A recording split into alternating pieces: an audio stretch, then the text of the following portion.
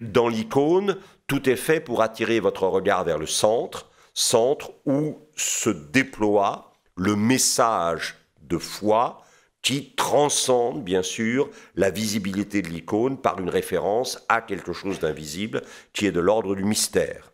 Voilà. Il suffit de penser à ce qui se passe en Europe, dans les Flandres, en 1435. Est-ce que c'est Vornet qui suggère et Rollin qui est d'accord? La Vierge qui devrait être au centre et qui devrait être la source de la légitimité de Nicolas Rollin, la Vierge est déplacée vers la droite de manière à ce qu'on puisse voir le monde. Et c'est ça, probablement, la différence essentielle entre l'icône et l'image. Dans l'icône, le regard vient inévitablement buter sur le dogme. Dans l'image, le regard s'éparpille vers des choses qui certes peuvent paraître anecdotiques, mais qui en même temps font l'importance de la lisibilité charmeuse du tableau. Et là, je n'ai pas résisté au plaisir de vous rapporter une œuvre de la fin, qui est une adoration des bergers. Si vous regardez attentivement ce tableau, vous êtes obligé de reconnaître que c'est un tableau qui rompt avec la règle du réalisme.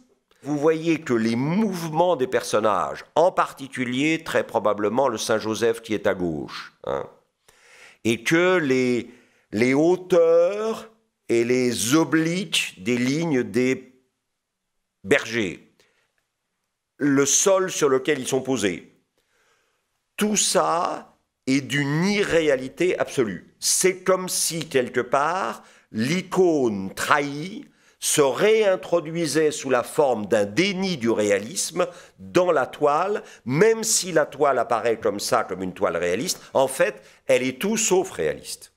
Et ça, c'est le cœur de la problématique du Gréco.